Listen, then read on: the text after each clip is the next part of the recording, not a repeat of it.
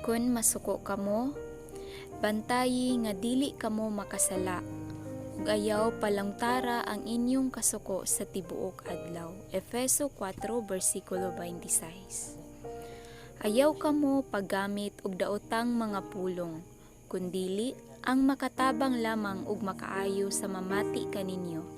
Efeso 4:29. Minahal kong mga igsuon, timan-i kini, kinahanglan nga andam kamong tanan sa pagpamati apan dili madali-dalion sa pagsulti o dali nga masuko. Ang kasuko sa tawo dili makatabang sa pagkabuot sa matarong nga katuyuan sa Dios. Santiago 1 versikulo 19 paingon sa 20. Ayaw patuyangi ang imong kasuko. Binuang ang paghambin og kayugot. Ecclesiastes 7 versikulo 9. Ang malumong mga pulong naghatag og kinabuhi, apan ang sakit nga sulti makapalong sa kadasi. Panultihon 15 versikulo 4. Ang pagkadalirang masuko mao'y makaingon sa panag-away, apan ang pailog mo'y magdalag kalinaw.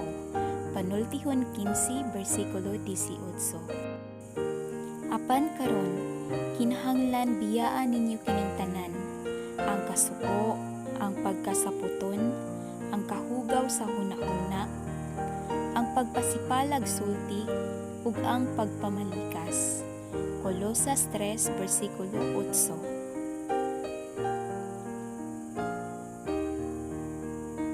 Mas maayo ang mapailubon kaysa gamhanan.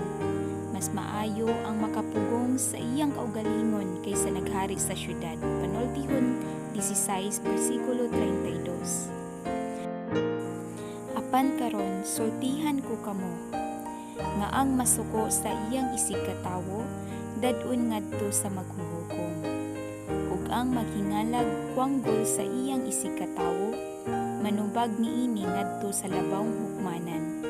Ug bisan kinsa nga moingon nga ang buang ang iyang isig katawo malagnit nga mahiagom sa kalayo sa impyerno.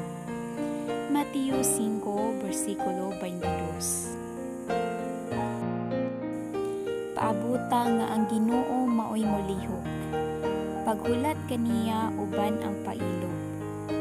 Ayaw kasinahi ang nagmauswagon, ug ang nagmalampuson sa daotan nilang pamaagi. Ayaw kasuko ug ayaw kaligud-gud, ayaw pagsubo kay kana makadaot. Salmo 37:7 paingon sa 8.